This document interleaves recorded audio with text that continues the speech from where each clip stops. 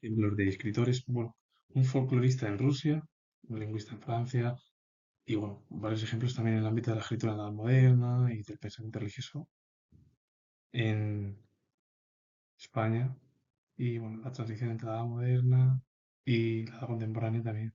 Sacó un teólogo.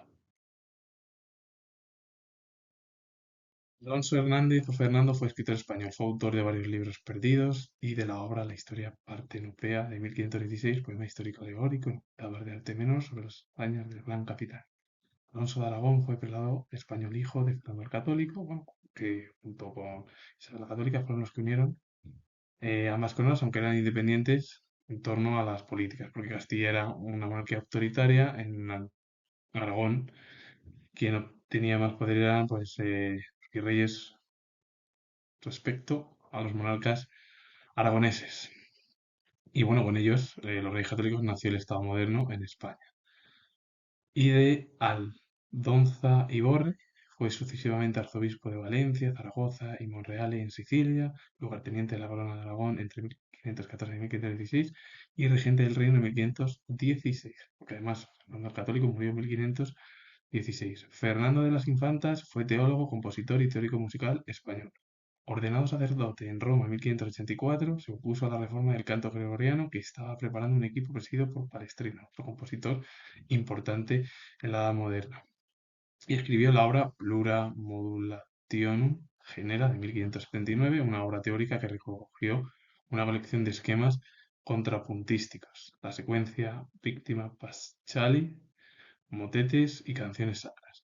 Ambos dejaron huella al final en la historia cultural de España, excepto Alonso de Aragón, que bueno, fue en el ámbito político, aparte de que fue el hijo de Fernando el Católico, fue prelado, es decir, estuvo en el ámbito, bueno, de la institución eclesiástica, Alonso de Aragón.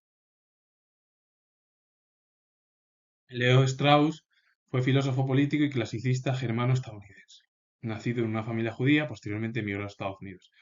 Pasó la mayor parte de su carrera como profesor de ciencias políticas en la Universidad de Chicago, donde enseñó a varias generaciones y publicó 15 libros. Y una de las obras es Historia de la filosofía política de 1963. Un hombre que prácticamente pues, hizo su vida en Estados Unidos siendo profesor.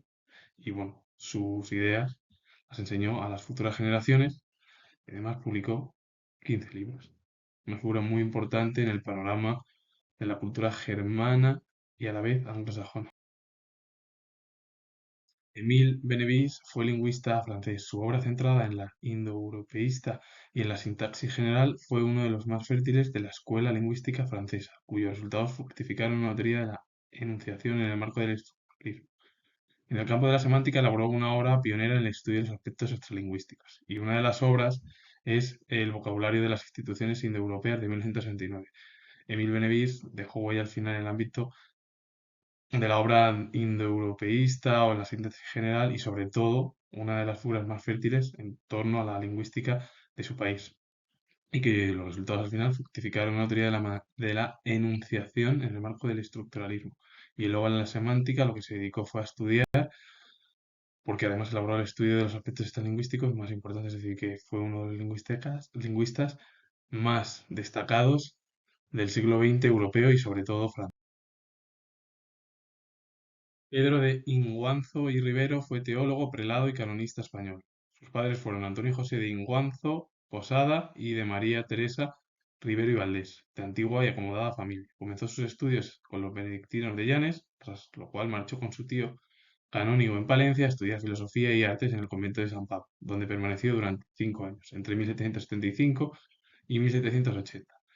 Y una de las obras es su carta pastoral con una nota de varios libros, folletos y papeles, de 1827, cuando se publicó.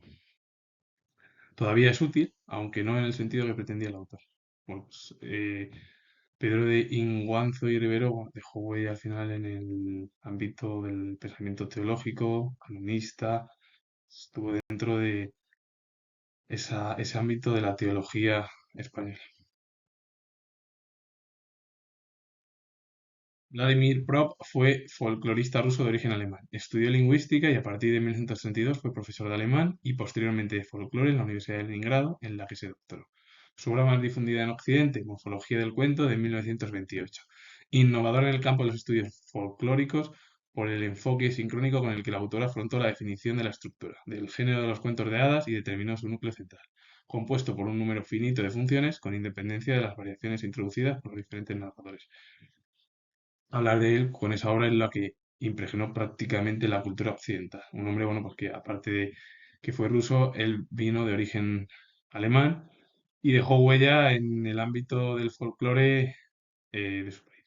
Con ello finalizo. Comentar que soy historiador y si os ha gustado este vídeo relacionado con el mundo cultural europeo, occidental, también con Rusia, darle a like, suscribiros, poner comentarios y vuelvo a repetir que soy historiador y nos vemos en el siguiente vídeo.